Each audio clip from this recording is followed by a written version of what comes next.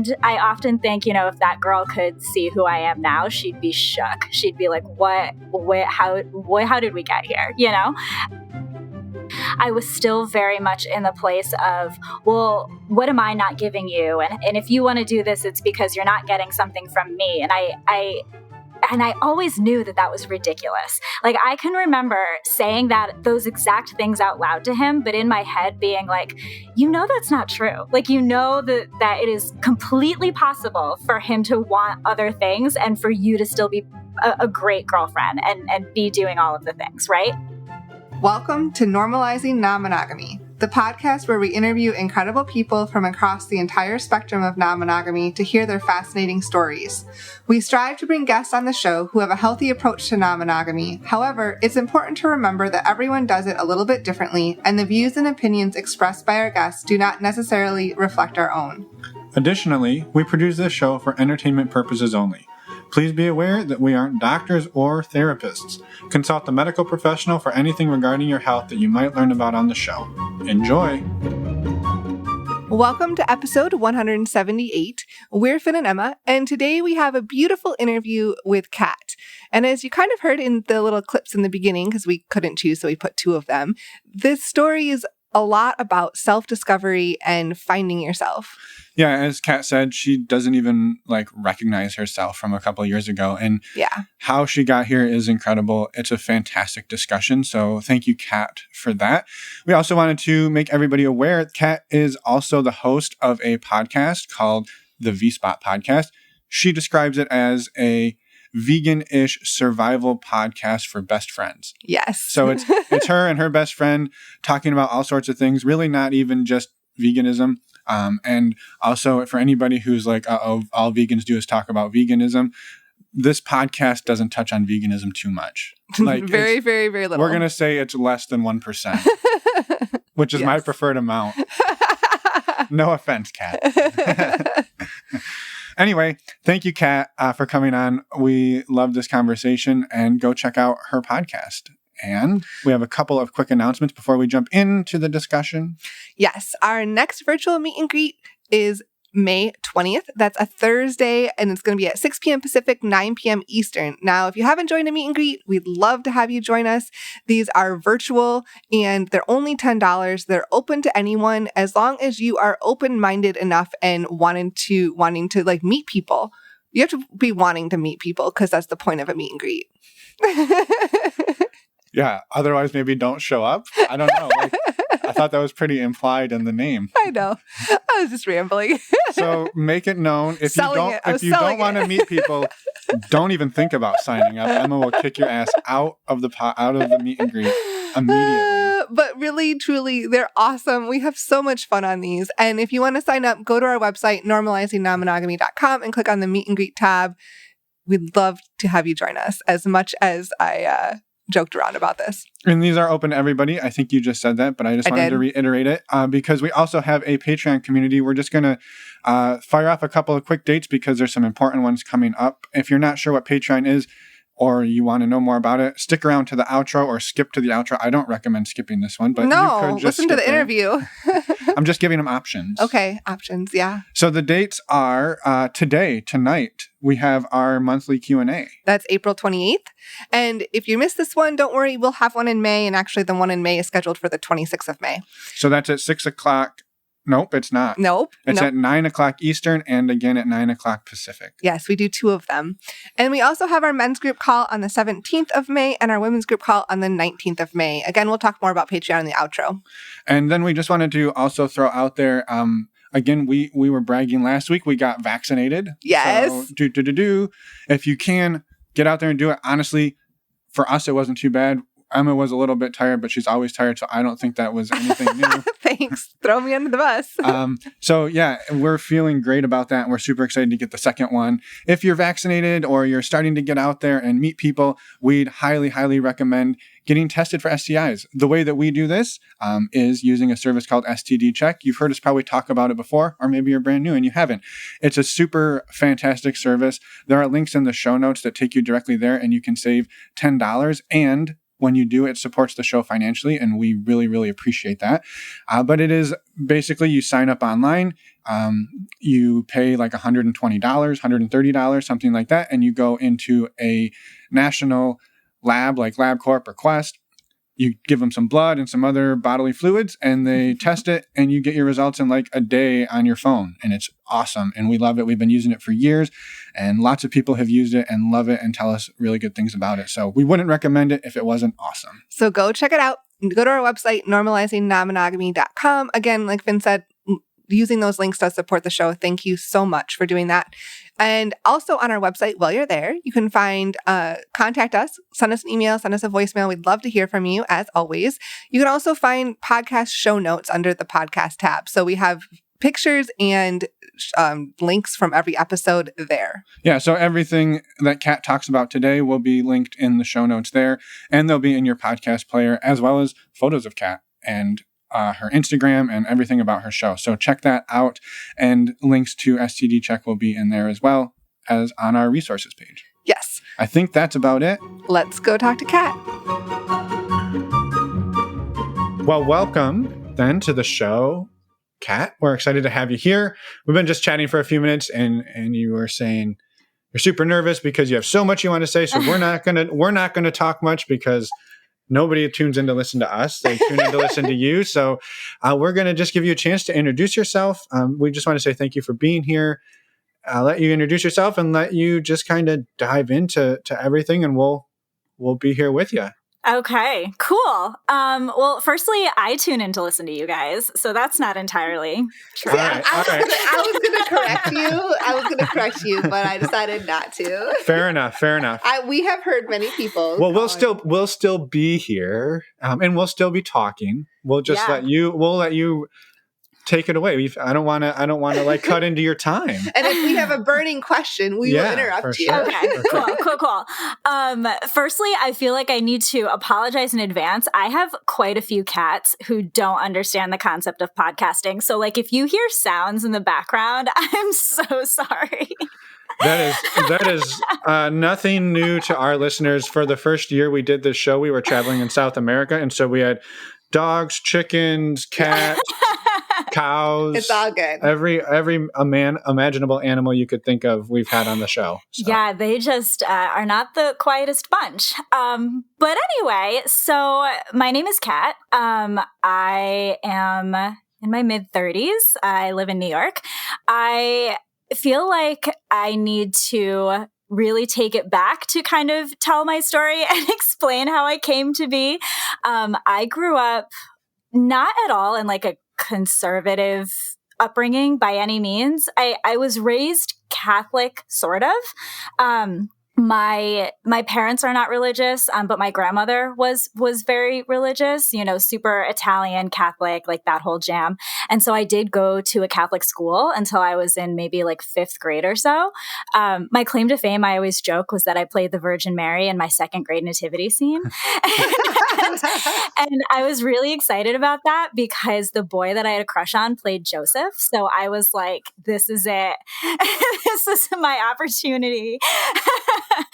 But my upbringing, I wasn't like, Catholicism wasn't really like jammed down my throat or anything. So I don't have like the Catholic guilt or any of that. I certainly wasn't raised super conservative or anything, but still somehow I turned into a teenager, a 20-something who was very prude, for lack of a better term, and very inexperienced and kind of afraid of like everything when it comes to sex and conversations around sex. And, I grew up in a generation where like, we watched Dawson's Creek every week and Seventh Heaven and Gilmore Girls and these shows that taught you very specific things about what relationships were supposed to look like.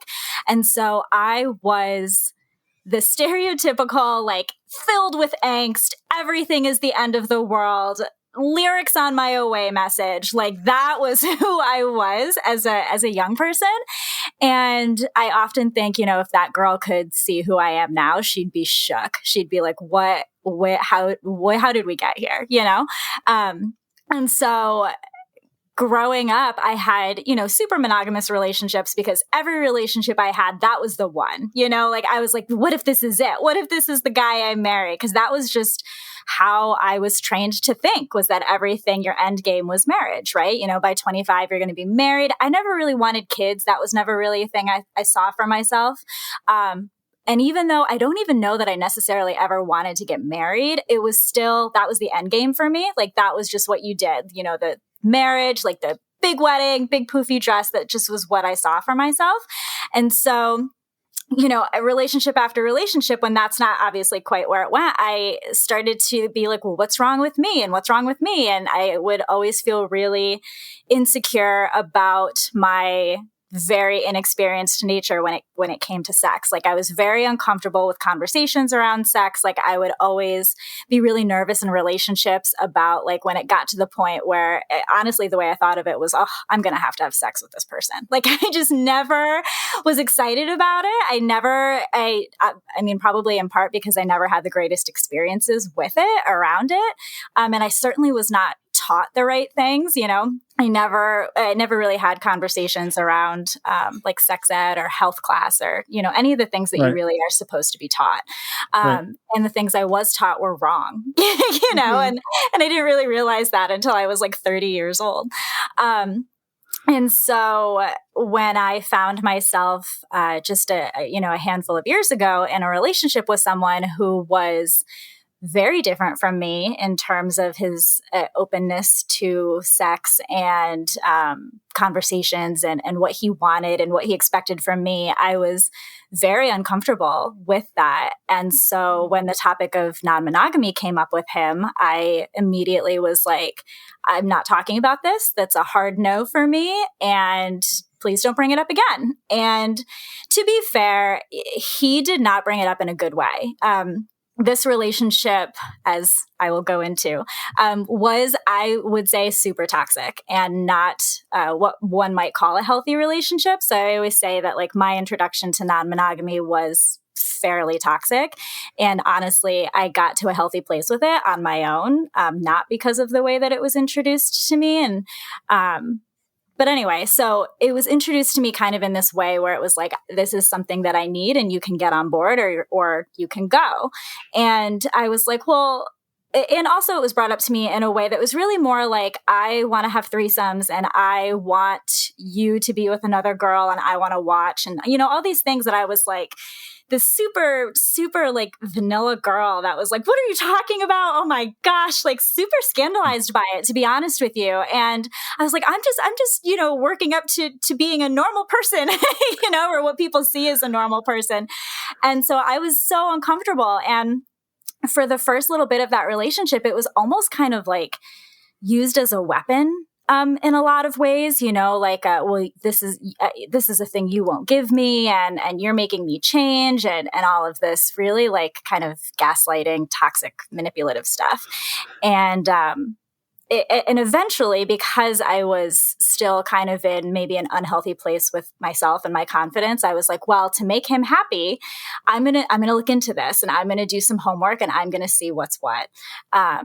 Because I had always, throughout the years, I had always been really uncomfortable with the fact that I felt very inexperienced and that I felt like I almost, you hear people talk about how they have to lie and say less people that they've had sex with. I always felt like I had to say more because I had little to no background with it. And so I always felt like I kind of had to like talk myself up. And that was something I was always really insecure about and felt really uncomfortable with. And so I was like, well, maybe this will give me an opportunity to kind of like come out of that shell and figure out like why I'm like this.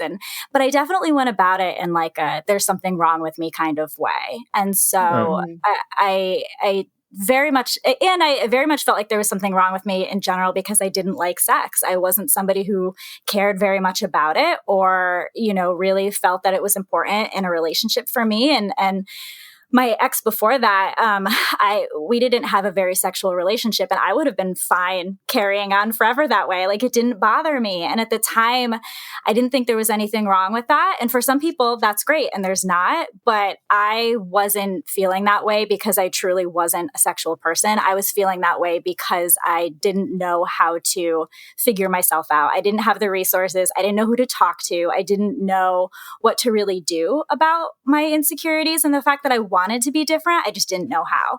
And so here I had this partner who was, in a strange way, maybe kind of trying to help me make that change, but also in a pretty gross way trying to help me make that change.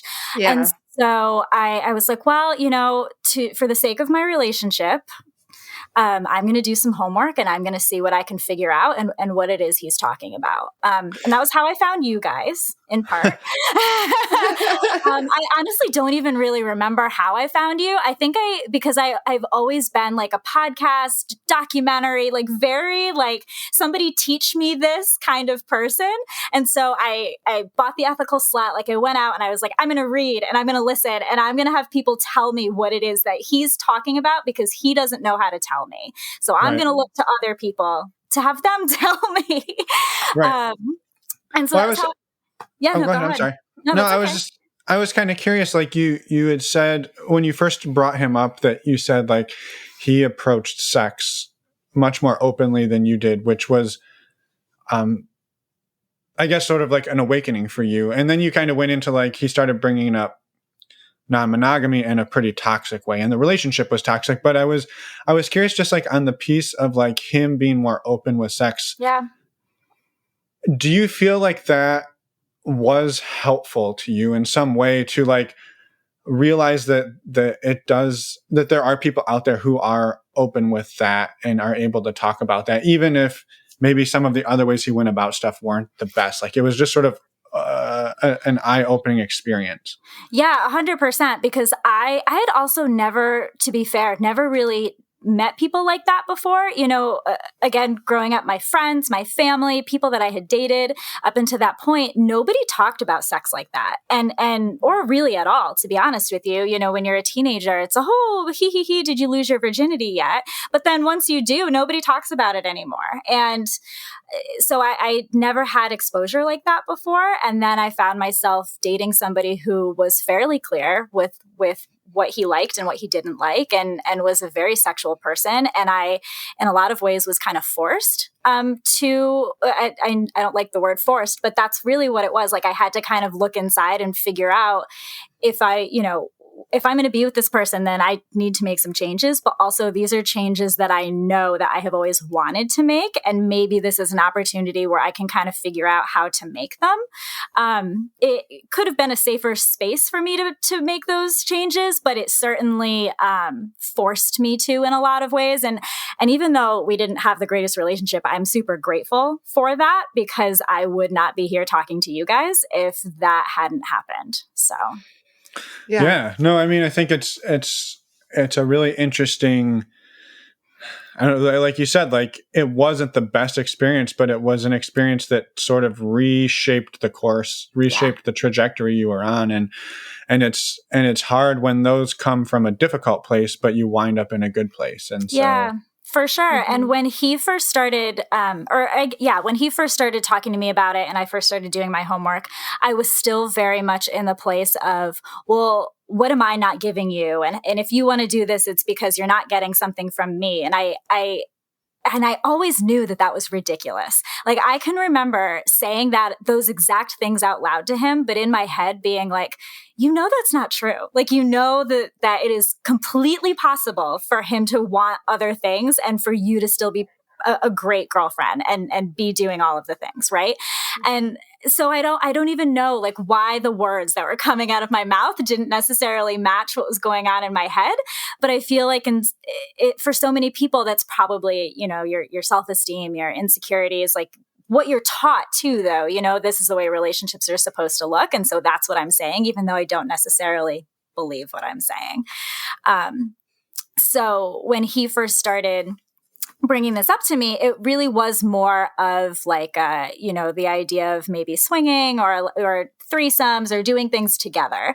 And at the time I was like, okay, if we're going to do it together, then maybe I can get behind it. Once I started listening to you guys and reading my books and doing all of my homework, I was like, okay, together sounds like something I can do. But if you want to do this separately, that's not something I want to do. And so we started kind of lightly talking about it, like maybe making a profile on an app together. We're upstate New York, but we're fairly close to the city. So we started talking about maybe going to some of the different clubs down there and kind of figuring out like what's what, giving me the opportunity to step one little tiny toe into this world that I was very scared of, but starting to open up to. And I can remember being so proud of myself because I would like listen to you guys or I would, read a chapter or whatever. And I would come home and be like, oh my God, this is what I learned today. And I actually really connected to it. And I actually feel like, yeah, that's me. They're talking about me. That's how I feel too. And he never really got excited about the homework that I was doing. And he never, listened to any of the episodes I suggested or would, read any of the articles or anything that I would say to him. And so I started to really feel like I'm putting in all of this effort to give you this thing that you want and you're not meeting me halfway. And like, it was such a big deal for me, not just to be open to the idea of non-monogamy, but to be having these conversations about sex, period, was so huge for me as somebody who was so sheltered and like wanted nothing to do with it up until that point, Right. Yeah. And he, was, I guess, I don't know, as patient as one could be or whatever with my journey, or so I thought.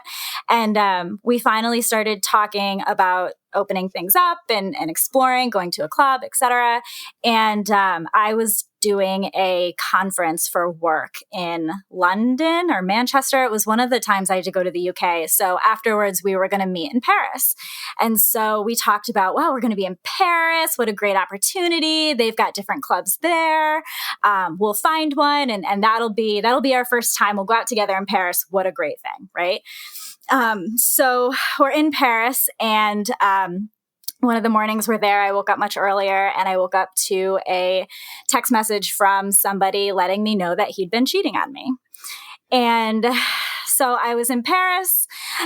Some random person on the internet is telling me that my relationship is screwed. I was like, what is this? What is going on? And so I had to finish out the rest of that vacation in very, very awkward exchanges. I kind of put it into my head, though, that I was like, well, we're certainly not going to any clubs now until I get to the bottom of what's going on here, because it took me a really long time to get to this point of even considering it. And now come to find out there's maybe stuff going on behind my back. So that's done now. And I felt really discouraged because I knew that like my relationship was never going to be the same, or it wasn't going to be at all anymore. But also I felt really discouraged because I had really worked so hard to get to the point of being open to doing this, to find out eventually that he had been doing it by himself for quite some time. And so I was like, this is so frustrating, Yeah. So we get back from Paris. I get to the bottom of the whole situation. To this day, he still claims that he never did anything, but I found text messages. I found an OkCupid profile. Like I found a whole bunch of stuff that really begs to differ. And my whole point, even then, even though I wasn't like fully ready for the non-monogamy thing, my whole point then was if you had just told me that you had an OkCupid profile, that you wanted to be talking to people, then we could have talked about it. And I might have been cool with it, just so long as I knew what you were doing. Because if you want to go out and do it and I can still kind of continue on my process and meet you when I'm ready, then that would have been great with me. But instead, he took it upon himself to go out and do it by himself. And so we stayed together for a little bit after that, but the conversation about opening up never came back up between us. I was like, we're done here. I mean, the entire thing is built on trust and honesty. Yeah. And when that's broken. Yeah. You're already struggling you're learning and you're coming up to speed on all of this. And you're sort of rewriting the entire narrative in your head and how this is going to look. And then to have the entire thing just blown up like that. That's a difficult thing for somebody to rebuild if they've been doing it for years and years and years together. Right, but like you're just starting to like maybe think about, I mean, honestly, just putting the training wheels on the bike to begin with, like to go for your first ride. And then you just, the whole thing's blown up. That's crazy. I'm sorry that it happened that way. Yeah. And in Paris of all places. Then you have to spend vacation with somebody that you're like pissed off with. Yeah. Well, you know what? I don't know what came over me, but I was like, we're not doing this. I am enjoying my time in Paris. We will deal with this when we get back. You are not ruining my trip. And I continued on with all of my planned tours. I was like, no, this is my trip. Who knows when I'll ever get back to Paris? You are not ruining this for me. So I at least like was able to kind of rein it in and realize that I can't escape the situation. I'm in Paris. Like I can't like, go to my mom's or, whatever. Like it is what it is. Well, good on you for that. Yeah. I was actually curious. I was curious too. Did you know if he had prior experience in non-monogamy? He did. He never went into like a lot of detail, but it sounds like he had a couple that he was kind of involved with periodically. And at first it almost sounded like he wanted me to be a part of that. Like he wanted us to go over there and hang out. And after a while I stopped kind of hearing about them. So I'm not really sure, what exactly the situation was. But yeah, it had been a thing that he had experienced previously. And I don't know, again, what that looked like. So maybe that's kind of where his misguided view of what he was looking for came from, because I don't think he ever really knew. I think he knew he wanted to involve other people in our lives, but he didn't quite know what that would look like or how he wanted to do that really. And so he was terrible at expressing it. And he was, not great at asking for what he wanted. But because I never asked for what I wanted, it seemed better than what I was doing, So it seemed like at least a step. But I think too, the whole with everything that happened in Paris and being so frustrated and just feeling like, well, we're done here. And that was really frustrating for me again, because I had started to feel ready and excited about this thing that actually sounded like me. Like it actually kind of started to explain some of the reasons that I had struggled in previous relationships. It kind of started to explain or make me feel comfortable about the fact that I was so inexperienced, but really wanted to change that. I wanted to like sex. I wanted to understand. I wanted to be somebody who was like open and having conversations and very sex positive. I just didn't know how to do it. And through, those conversations and through my learning, I was starting to feel more open to it and more excited about it and positive about it and like wanting to talk to my friends about it. I actually found the courage to bring it up to one of my girlfriends, and lo and behold, she's like, "Oh, that's really strange you say that, because I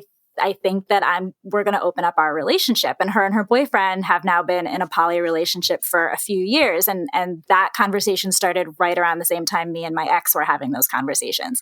So that's something that like she and I might not have talked about otherwise. And now it's a thing that we get to bond over as, some of the only people we know who are open to that. So, really strange and weird time in my life, but, I'm definitely grateful for it. And he and I were together for 3-ish years. And at the end of it ended again with accusations and really not great stuff. And there were a lot of other reasons that he and I were never going to work. He wanted kids. I don't want kids, all of those kinds of things. I am an insanely independent person, and I'm like, please leave me alone. Like I need my me time. And he was the opposite of that. Like there was a lot of reasons, but mostly it was the communication and the lying and all of that. And it took probably, I would say, a good year almost after we broke up for me to really come to terms with the level of toxicity that had gone on in that relationship. I think I tried to like justify a lot of it. And I can even remember I started going back to therapy in the midst of that relationship, because I knew that I was having these thoughts of what's wrong with me? Like there's definitely something wrong with me. And I knew that was wrong. And so I was like, we're not going to go backwards. Like I'm a person who's always suffered from anxiety. And I was like, we're not going to go backwards. We're going to make sure that this doesn't affect us in a negative way. So I went to therapy, and I can remember omitting a lot of things from my therapist because I didn't want her to tell me what I already knew. You know what I mean? Mm. And so after leaving that relationship, it took me a really long time to really kind of understand what had happened in that relationship. But the one positive thing that I took with me was knowing that I wanted some form of non-monogamy. And like I said, when I was with him, the thing that had sounded most interesting to me was the idea of doing things together as a partnership. Whatever that looked like, I wanted to be doing it with a partner. And then once I got out of that relationship and kind of kept doing my homework and talking to people, I started to realize that no, that's actually not what I want. This idea of, multiple relationships and meeting people and really getting to see what's out there and all of that is really more what interested me, rather than having, the one partner that you do it all with. And so it's really interesting to me that like the way that I started, I'm like, then I was like, no, I could never be poly. I could never, I could never do that. And now I'm like the opposite. I'm like, no, I think that's where I'm at actually. So it's just interesting how you change and how you like evolve. I guess partially is your environment, but the more you learn too. And so once I got out of that relationship, I decided that this was something I wanted. Right. And so when I started dating again, I would bring it up and, of course, everybody that I met was like, no, I'm definitely more of a monogamous kind of person. And I'm like, okay, me too then, I guess.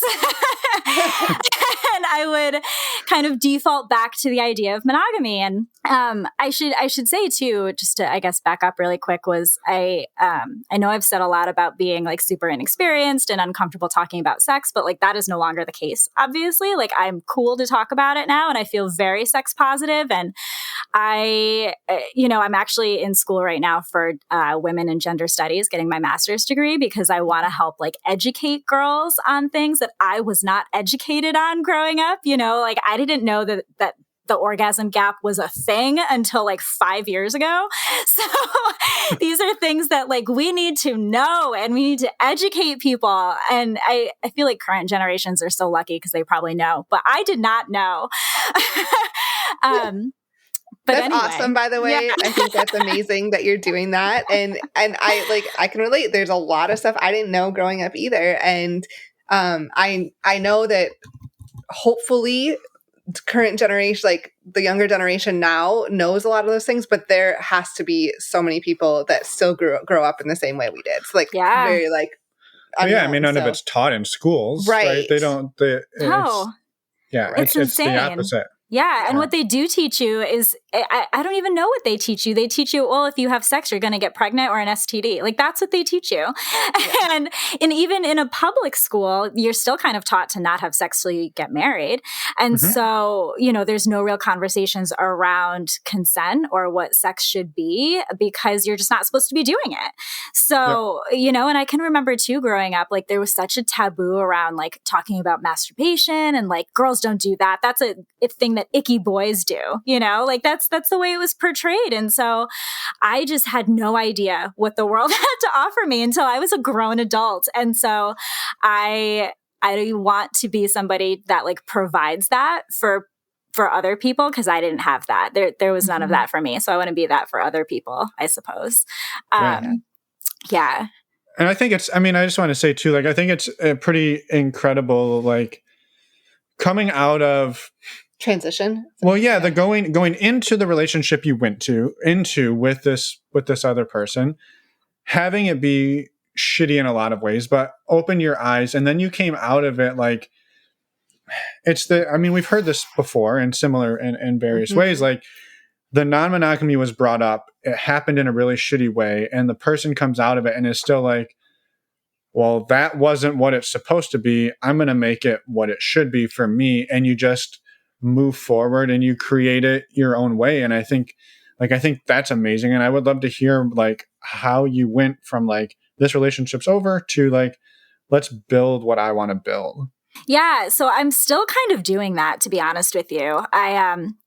Over the last like year and a half or so that I've been out of that relationship, I have dated here and there, and it did kind of default back to the idea of monogamy because people just, and I mean partially because of the pandemic, but also because people just weren't, the people I was meeting weren't open to that. And I have all of these, like these things that I look for.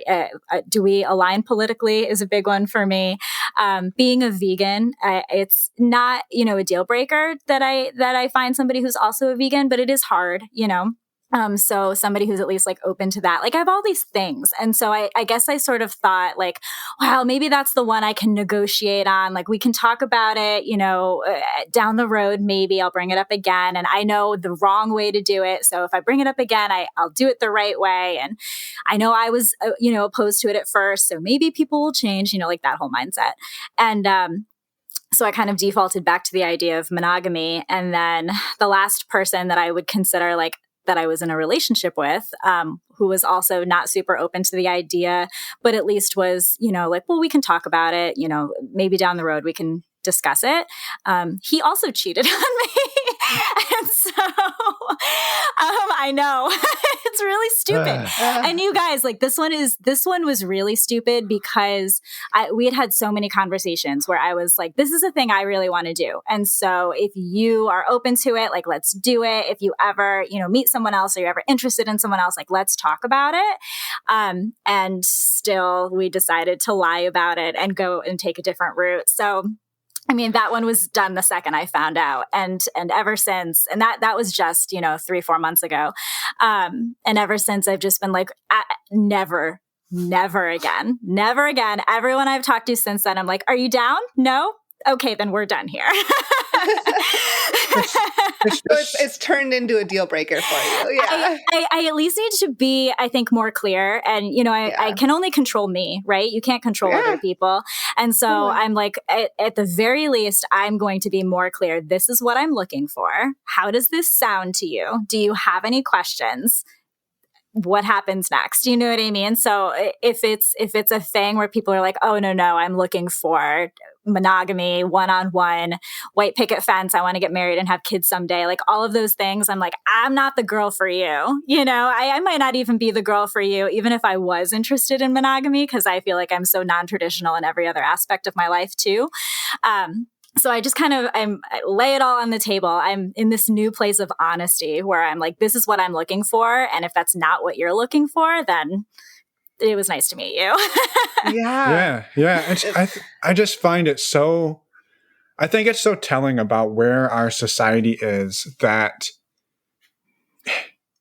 like the more acceptable thing, like for him, it was an easier thing to do to cheat on you than to literally have a conversation about the thing that you've been having a conversation with him about for the entirety of your relationship. Like, hey, if you want to do this thing, I would like to do this thing with you. And then he's like, well, I'm going to do it, and I'm going to do it behind your back and lie to you about it and cheat on you. And you're like, well, what the fuck? Like, we just, like, all you had to do was talk to me about it. And it was like, you still defaulted to lying about it and doing it the way that everybody else does it. It just blows my mind that it's like that this thing is so, I don't know, taboo, so like misunderstood that that conversation can't even happen when you're begging to have the conversation. Yeah, it's so crazy because in both instances, when they were caught, they both were like, no, I didn't do that. I swear to God, I didn't do that. And I'm like, but if you did, just tell me, you know what I mean? And so the insistence and the denial, I'm like, I don't understand it. Like, why bother? What's the point here?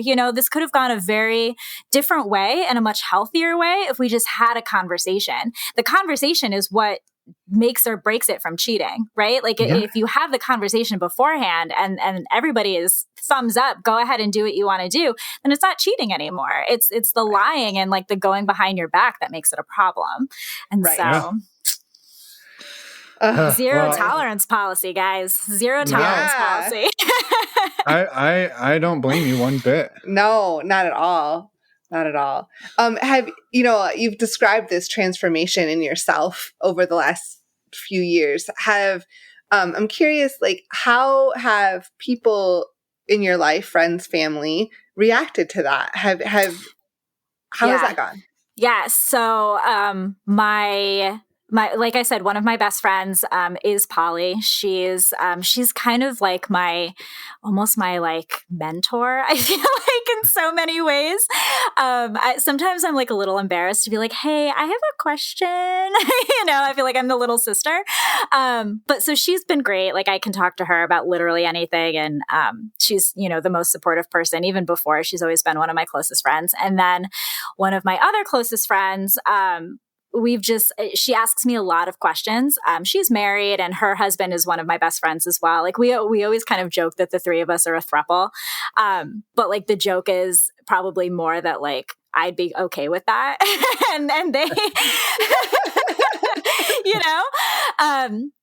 but so she asks me a lot of questions, which I really appreciate because I think, it can be hard to kind of understand, she and I have been best friends for 10 years at this point, and she's always kind of known me as this one way, and she was with me through the whole saga of my ex, and there were things that I omitted from her as well and didn't tell her until the relationship was over. And it was kind of like, how come you didn't tell me? I can't believe you didn't tell me. And I was like, I was embarrassed. But she, she's been super supportive through all of it. And so she, I think, does her best to ask me questions and understand what it is I want my life to look like now. So she can best be there to support me through it. Because she's used to just hearing about like this one guy or, this long-term relationship or, the things that your best friends are used to hearing about. Right. And so now this is a little bit different. And she's married and they've been together since the dawn of time. So I think it can be kind of hard to understand sometimes things that aren't widely talked about, obviously, and things that don't look a lot like the way you live your life. But I was explaining to her, I was listening to, I think it was one of your episodes. I wish I could remember who said this. I'm the worst. I should have looked it up because it was one of my favorite things. She described having a girlfriend that she doesn't have sex with. It was one of your guests. And she was talking about why do we quantify a relationship based off of whether or not it's sexual? And as I was listening to it, I was like, oh my God, that's me and Danny. And I texted her and I was like, I just heard this thing on a podcast and it totally describes you and me. And I think that's so great. And because that's how I feel about her. Like I love her to death. I love her husband to death. And they are just as important to me as any romantic or sexual relationship would or could ever be. And so why do we have to put, certain labels on things just because you are or are not making out with them or whatever, you know what I mean? So when I told her that story, she's like, oh, I get that. Yeah, that makes sense to me. And we've had a lot of conversations since then. We got vaccinated recently and we were in line for hours and hours waiting. And so we're in line with all of these people and she's asking me questions about non-monogamy. And I was like, these people hate us. These people hate us so much. or they're fascinated and like that's the best. You're educating them through the COVID vaccine line. Yeah. I was just going to interject. I believe, and I'm not 100% sure, but I'm in the high 90s of the percent sure that the episode you're talking about was 137. And it's funny, the person who that was also Katt, but with one T. It might have been. Yeah. I believe that is the episode you're talking about, and it's with regards to a relationship with somebody else from a previous episode. I was going to say exactly. Number 106 with Rachel. Yes. If I'm on my game, that's what I recall too. Because I was going to bring up the Rachel episode, so okay. I believe that's the case. Okay. So yes, but thank you for referencing that because that was very much like. Yeah, they have a relationship and it's a sort of a platonic life partnership. Yeah. Who the hell gets to define what your relationships are? Right. Exactly. Yeah, I have one of my other exes. He's my best friend aside from Danny in the whole wide world. I love him to death. I will love him forever. And that's always kind of been a point of contention in relationships that came after him because people don't understand how you can be friends with your ex. It's this foreign weird thing.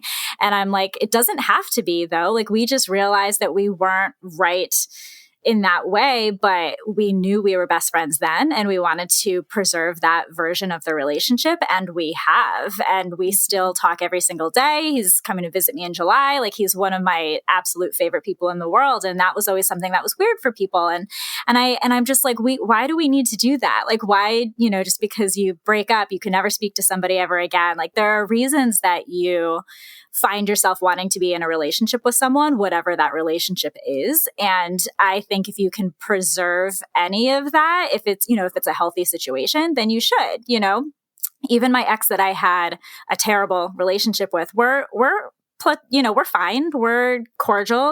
We chat every so often, there were positive things that came out of that. And we've had a lot of, kind of great conversations, even fairly recently, around what happened between us. And he's done a lot of work to better himself. And I've clearly done a lot of work. And I'm, I think that people change through time, and who's to say like your relationship can't evolve too. Just because you didn't work as partners doesn't mean you can't work in a different way, Totally. And I know that, quoting again or referencing Dan Savage, as we very often do, sure, but he says very similar things, like as far as it's often can be a good sign if somebody you're dating is friends with their ex, because then you can say like, if this doesn't ever work out, maybe there's a chance of a friendship here too.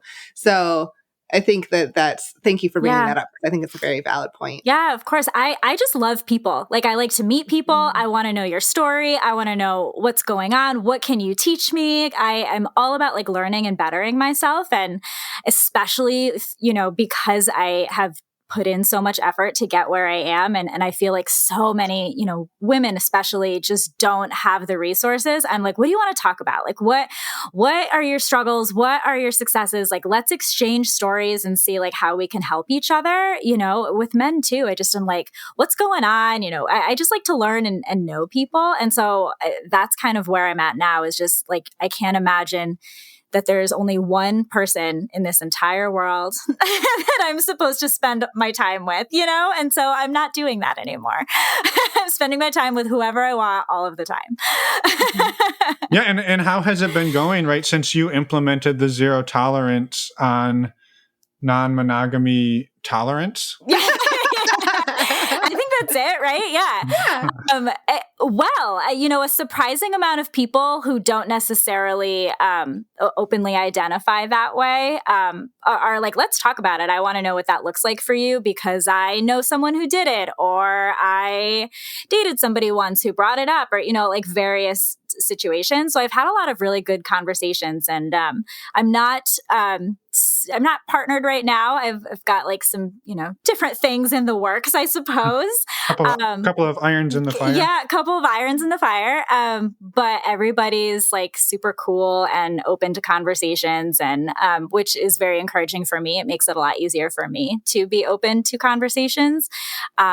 I'm also the kind of person where when I find something that works for me or that I'm excited about, good luck getting me to shut up. I'm like, who wants to talk about non-monogamy? Who wants to talk about veganism? Who wants to talk about the patriarchy? Like, I can't be stopped. And so I love when I meet people who are open to it, because it gives me an opportunity to like, again, share what I've learned and maybe provide that for somebody else. Mm-hmm. Yeah. Yeah, I love it.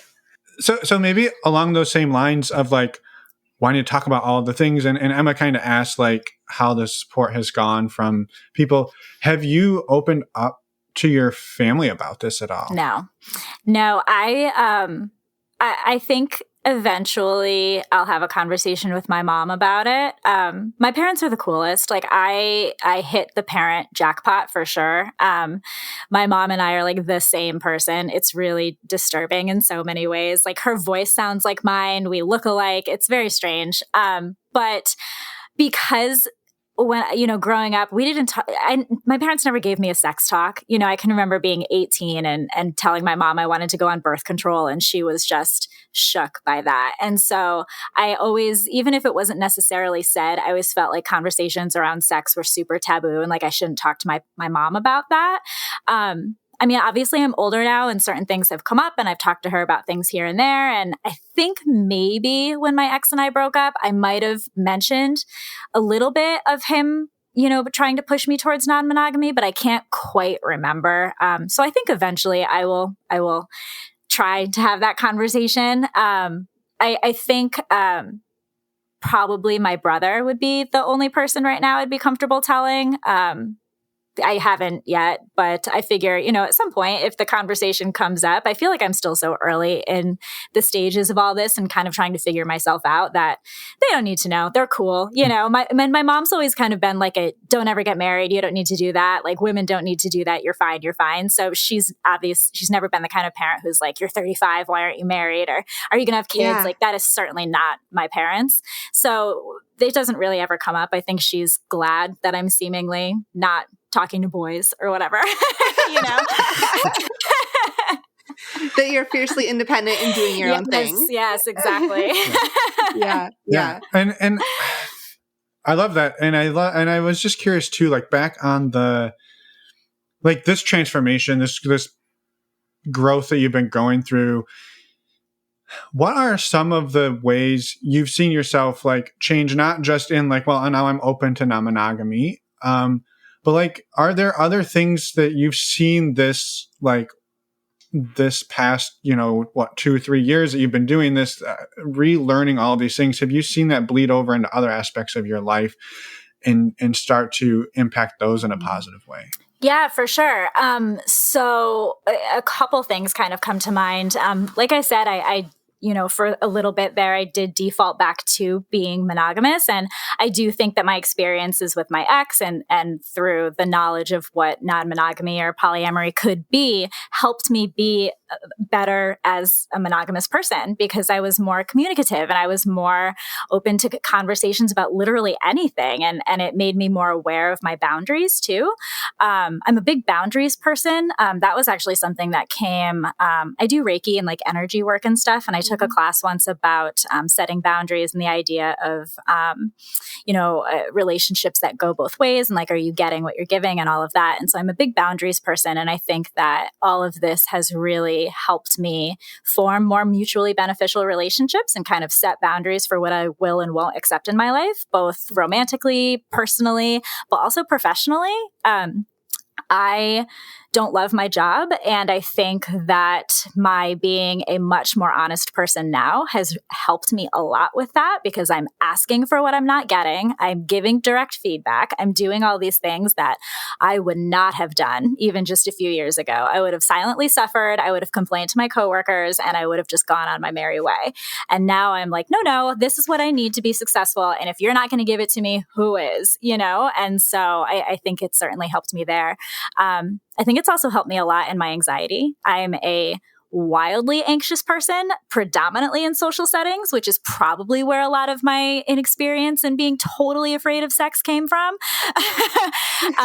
And I think that it has helped me a lot because I feel less alone in a lot of the things that used to make me feel insecure. And through all of this, I've realized that there are so many people like me who feel that way and have had maybe rocky introductions to this world or rocky introductions to, whatever it is they find themselves doing with their lives now. And that's a really great connection to have when you're kind of going through like a, somewhat of a third of a life crisis, I guess.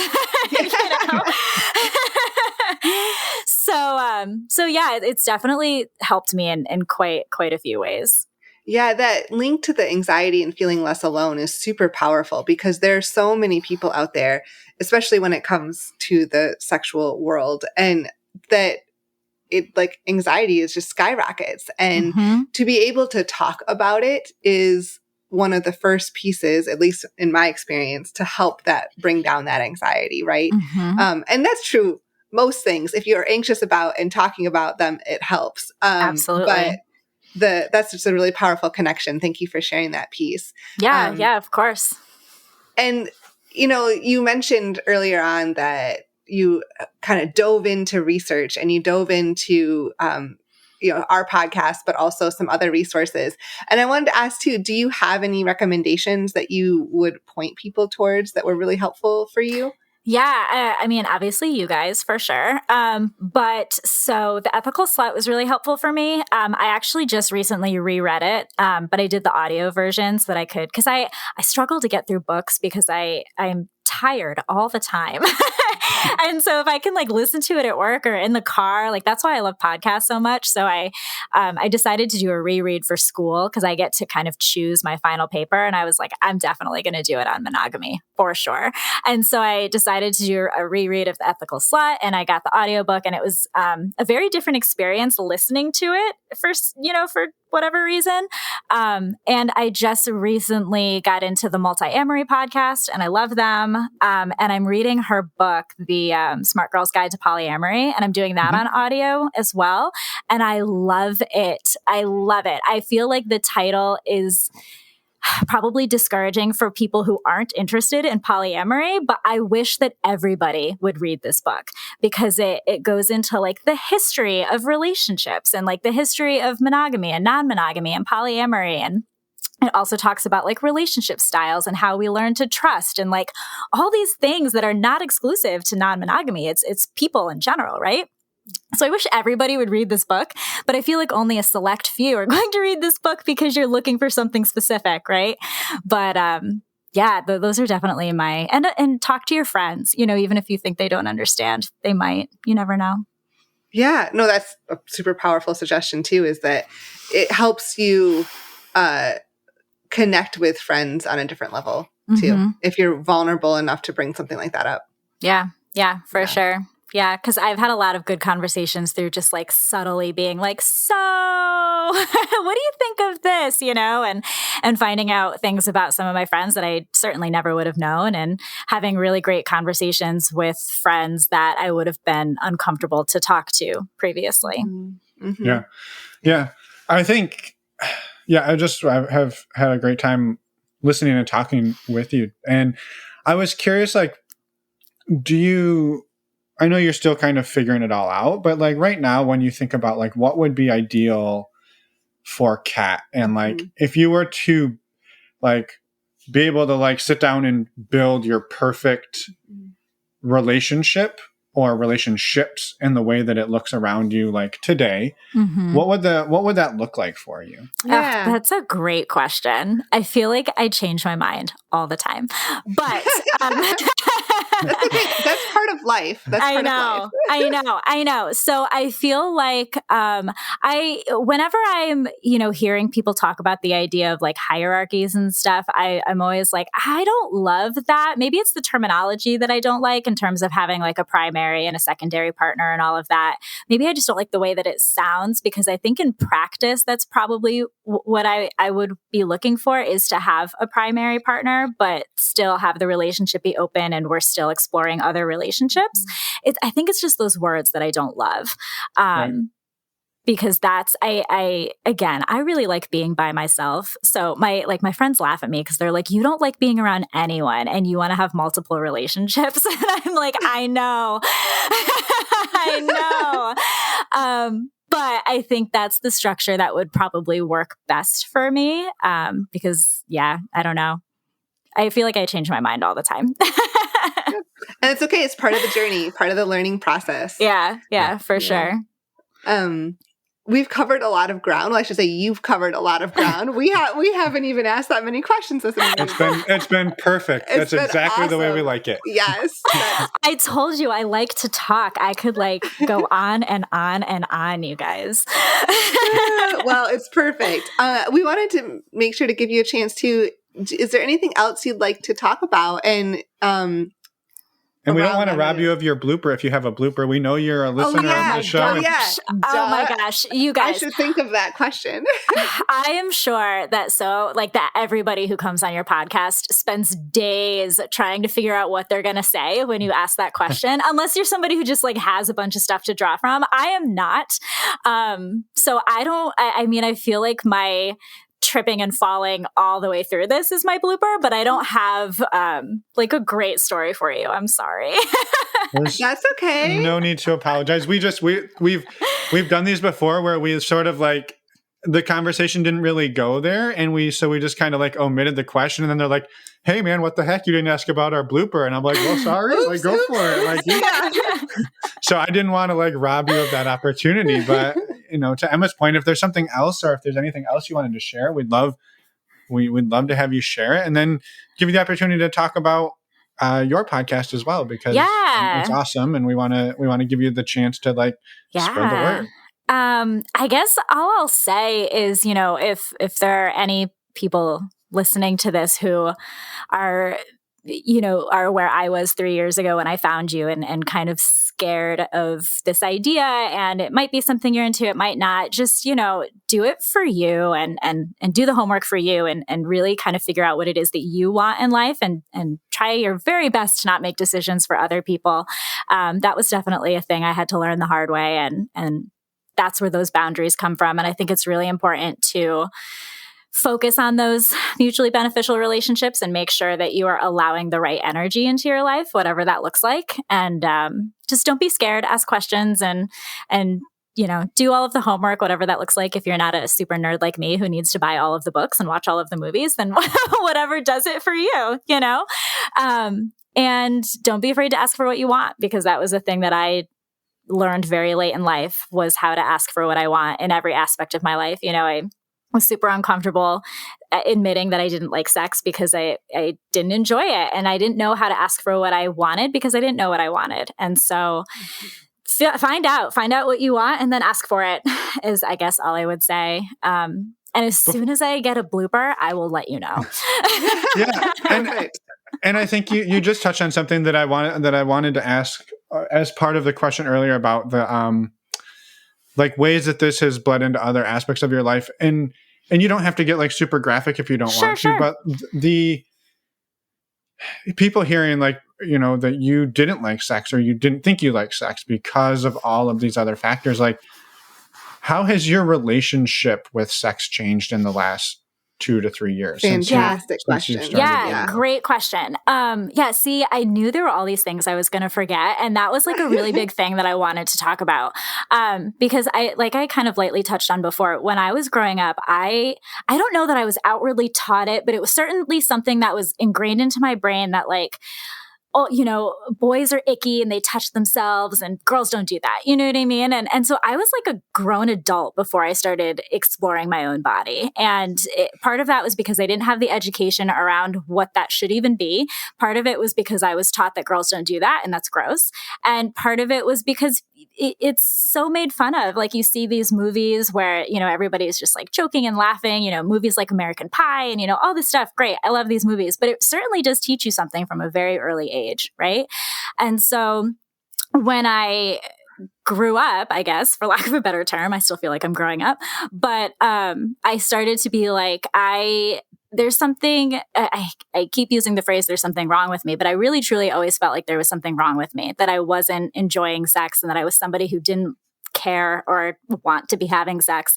And so I was like, well, let's start doing our homework there too and exploring things. And I think I was probably like 30, 31 when I bought my first vibrator, and like a whole new world was opened up to me. And it wasn't, it was not a partner that taught me how to like sex. It was me that taught me how to like sex. Mm-hmm. And it was through exploring my own body and understanding, I didn't even know again until I was in my 30s that most women don't have an orgasm from just penetration alone. I thought like there's something wrong with me, that this isn't happening for me, right? Mm-hmm. Because people don't teach you that. And so once I started exploring and figuring all of that out, I was like, oh shit, this is what people are talking about. I get it. I get it. I'm here for it. Yes, this is a thing I want to do.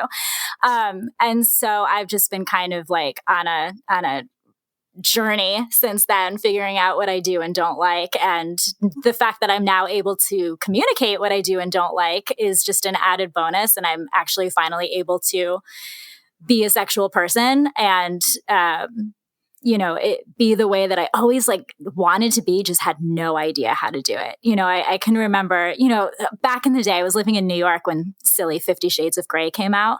And I can remember everybody like giggling and reading it on the subway. And I can remember reading it and being like, what is this? Like, is this even as somebody who had like little to no experience, I was like, I just like don't think this is what life is like, And so I'm glad that I finally was able to like come through the other side of it and figure myself out, I guess. I hope that answers your question. No, it does. And I think so. It's amazing. And I think too, like, you did this work for you, right? But I think one of the things that comes out of this is that it's super helpful to partners you have in the future, because like you said, you now know what makes you tick. And if you can communicate that to them, like, they're going to have a better experience. You're going to have a better experience. The whole damn relationship's going to be better, even if that relationship is just a sexual relationship. Right. Yeah. Right. Like that, whatever the relationship is, in quotes, like, it's going to be better because you know who you are better. You can communicate that to them, and then you two can find what works the best for you. And I think it's super exciting. And, we'll take the responsibility for doing you honestly should take quite a bit of it, if I'm being honest. You really should.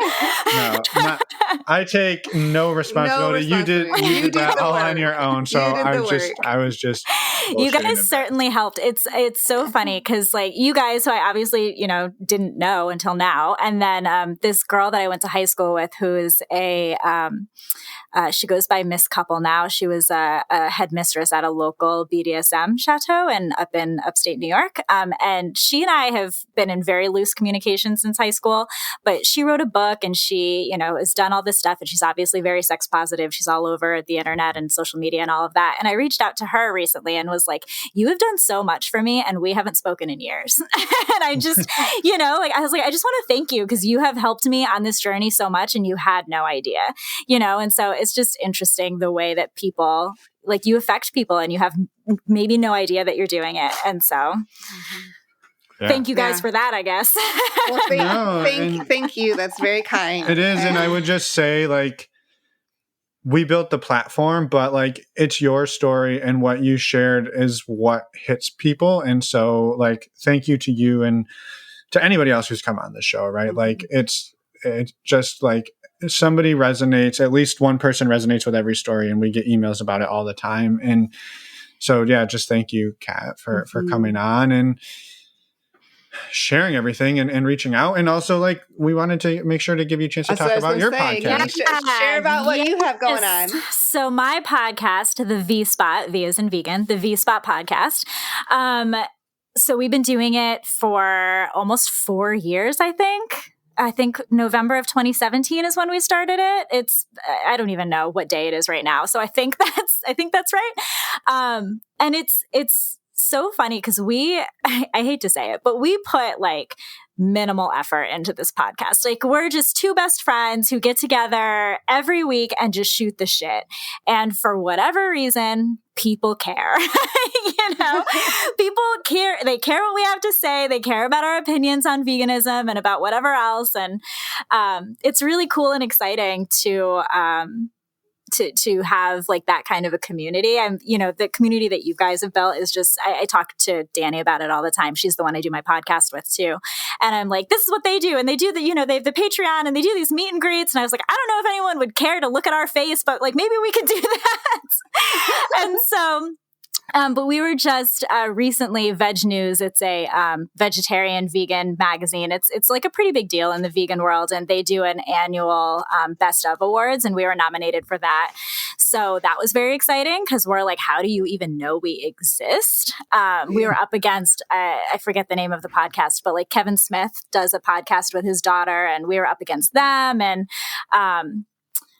that one of the actresses from Harry Potter, Ivana Lynch, I think is her name. She does a vegan podcast. We were nominated against her. I'm like, how do you even know that this little itty bitty podcast from upstate New York is a thing? So that was very cool. But you can find us all over the internet, wherever you listen to this podcast. You can find the V-Spot. We're on Instagram, all of the things. We say we're a veganish survival podcast for best friends because we started off as a vegan podcast, but we talk about everything. This last year has been largely political. It has been not very vegan, more like current events and stuff going on in the world. And so even if you're not necessarily a vegan, I think we're a pretty good time. So give us a listen. Awesome. Cool. That's awesome. And I want to just clarify, is V-Spot a play on G-Spot? Yes. and so the reason I asked that is because I find it fascinating that you went with that before your sexual awakening. So, it's really funny. The person who named our podcast is actually Danny's husband, who is our producer. He came up with that. Yeah. So a man came up with that. So for the first 2 years, you're like grossed out by the name of your own podcast because it's just excellent. Wow. I'm glad I dug into that because that would have bothered me all night if you hadn't asked. Yeah. And what's really funny is that a lot of people don't actually get that. Like a lot of people are like, "Oh, the V-Spot," and they're like kind of confused by it, and I'm like, "Hello." Yeah. That was the first thing I thought of when I heard the name of your show. Yeah, but you're a pervert, so get out of here. Oh boy! Awesome. Well, thank you once again, Katt. It's been an absolute delight. And I think, we say this a lot, but like having you back on in a year or at whatever time frame, like your journey is like been evolving so fast that like to see and hear where you're at and where it goes, like we would be honored to do that again. So do not disappear on us. Oh, absolutely. I'm here. Awesome. Yeah, perfect. Wonderful. Well, thank you so much. Yeah. Thank you again. And enjoy the rest of your evening. Yeah. Yes, you too. And we'll be in touch. Cool. And we're back. I thought you were going to say something with me. I thought you were going to chime in there. Nope. Thank you so much, Katt, for reaching out to us, as always, coming on the show, being vulnerable, and we love talking to you. It was just an amazing conversation, so thank you again. And this is also a good time to remind people, if you want to share your story, we would absolutely love to hear from you. Katt, she has a podcast, but she's also just a badass person, and we have so many badass people on the show that have nothing to promote. We don't need you to have a podcast or be somebody famous to come on the show. We just love hearing awesome stories. Yes. So reach out, let us know. We'll get you on and you'll hear your episode and then you'll be famous like us. Pseudo-famous. Way to cut me down. Cut me down in my prime. Cut us both down. No, we are famous. We're Fit and Emma. Yeah. Anyway. Pseudo-famous. Don't get too full of yourself. Wow. Okay. So we do want to quickly touch on our Patreon community here. This community is full of such amazing and incredible people. We can't say enough good things about everyone that is part of the community. Thank you for joining and for participating. We have a MeWe chat group. We have men's and women's calls, and we also have a monthly Q&A. In fact, our monthly Q&A for April is tonight. That's April 28th, and we have another one scheduled in May on May 26th. Those are at 9 p.m. Eastern and again at 9 p.m. Pacific. Please come join us. If you're interested in learning more about Patreon, go to our website, normalizingnonmonogamy.com, click on the Patreon button, and you can find all the information there. And I would just add on to that, well said. I was going to say, that was like a pretty salesy. That was pretty much your best one ever, so well done.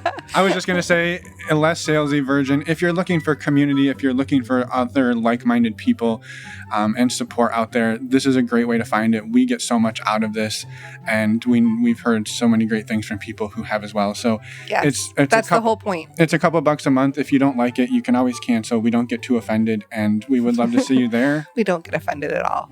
I get a little offended. Speak for yourself. People got to try things out and find what works for them. For sure. That's all about. That's the whole point of the show. Exactly. All right. Next week, we have an interview with Kitty Chambliss. And she is the host of the podcast Loving Without Boundaries. And we're excited. We actually met her in person 2 years ago? 2.5.